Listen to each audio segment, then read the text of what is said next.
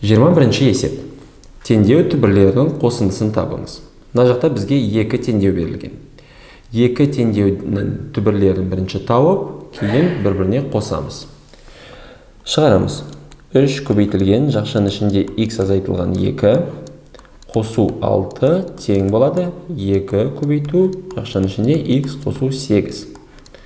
Осы жерде үлестірімділік заңын қолданып, жақшаны ашамыз. Жақшаның алдындағы тұрған сан жақшаның ішіндегі әрбір санға көбейтіледі. Одан кейін мына жақта дәл солай 2 жақшаның ішіндегі әрбір санға көбейтілу керек. Енді жақшаны ашайық. 3-ті көбейткенде x-ке шығады 3x, 3-ті көбейткенде 2-ге шығады 6, арасында минус тұрды мына жақта. 6, азайту 6 дейміз. Қосу 6 тең. Мына жақта 2-ні x-ке көбейткенде шығады 2x, 2-ні 8-ге көбейткенде 16, қосу тұр мына жақта, қосамыз 16-ға. Кейін мына жақта қосу азайту 6, қосу 6. Ол бір-біріне теріс сандар, иә? Мына жақта минус 6, плюс 6. Олар бізде координаталық түзу бойымен қарасақ, минус 6 мына жақта орналасады. Дәл сондай қашықтықта, бірақ 0-ден 10 жаққа қарай бізде плюс 6 орналасады. Сол үшін осы 2 санды бір-біріне қосқанда олар жойылып кетеді, 0 болады қосындыда. Сол үшін біз оларды қысқарта салсақ болады.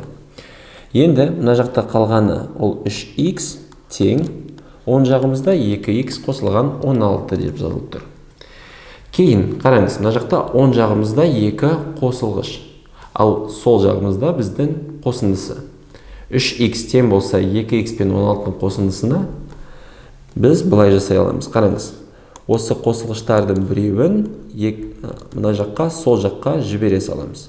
Өйткені мына жақта егер қосылса, осы қосындысы болса, біз сол жағына апарғанда оны азайтамыз. Сонда бізде 3x азайтылған 2x тең болады 16-ға тең. Қараңыз, мына жерде 2 қосылғыш тұр. Қосылғыштардың біреуін басқа жаққа апарғанда біз оны міндетті түрде азайту керекпіз. Сонда 3x азайтылған 2x коэффициенттерін азайтамыз, шығады 1x немесе x. Оң жағымызда бізде 16 тұр. X-тің мәні тең 16-ға бірінші теңдеудің мәнін таптық. Екінді бізде екінші теңдеуіміз осындай. Ол бізде пропорция арқылы шығарылатын есеп. Бірінші көшіремін. 2x қосылған 4 бөлу 6 тең 3x бөлу 5. Енді осы теңдеуді шығару үшін бірнеше тәсіл бар, бірақ ең тиімдісі мына жақта ол пропорцияның негізгі қасиеті. 2 ортаңғы мүшені бір-біріне көбейтеміз, 2 шеткі мүшені бір-біріне көбейтеміз. Осы жерде теңдеу болғандықтан, оларды көбейткенде бір-біріне тең сандар шығу керек. Сонда қараңыз, 2x қосылған 4 жақшаның ішінде көбейту 5 тең болады. Сол жағымызда 3x көбейту 6-ға. Мына жерде жақшаны ашамыз. 5 көбейту 2x. Үлестірімдік заң қолданамыз, иә? 5-ті көбейткенде 2x-ке шығады 10x. 5-ті көбейткенде 4-ке шығады 20. Тең. Оң жағымызда 3x-ті көбейткенде 6-ға қараңыз. Мына жақта 3 пен x-тің арасында бізде көбейту тұр. Сол үшін мына жерде көбейтілетін сандарды бір-біріне көбейтеміз. 3-ті көбейткенде 6-ға шығады 18 және жанына x деп жаза саламыз. Енді мына жерде 2 қосылғыш және оң жағымызда олардың қосындысы тұр. Және қосылғыштардың біреуін екінші жаққа жіберуге болады. Неге мына жақта 10x-ті жіберемін басқа жаққа? Өйткені 10x пен 18x ол бізде ұқсас қосылғыштар. Оларды бірге жинауға болады. Мысалы 20-ға ұқсас қосылғыш жоқ. Енді 20-ны осы жақта қалдыра саламыз. Ал 18x азайту 10x деп жазамын басқа жақта. Тағы бір рет қайталаймын, неге мына жақта азайтып жатырмын.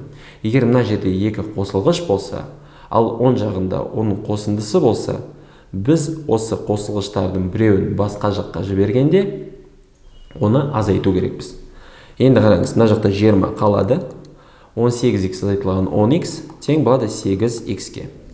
Енді x-тің мәнін табу үшін осы 20-ны бөлу керекпіз 8-ге. 20 бөлу 8 тең болады 2,5. Енді қараңыз. Екінші теңдеудің жауабын біз таптық. X-тен 2,5-ке. Енді мына жақта есептің сұрағына жауап берейік. Теңдеу түбірлерінің қосындысын табыңыз. Мына жақта қосындысын табу керек екі түбірдің. Бірінші теңдеудің түбірі 16, екінші теңдеудің түбірі 2,5. Сонда түбірлердің қосындысы тең болады 16 қосу 2,5-ке. Ол 18,5. Екі түбірдің қосындысы осындай. Жауаптардың ішінде С жауабы дұрыс 18,5.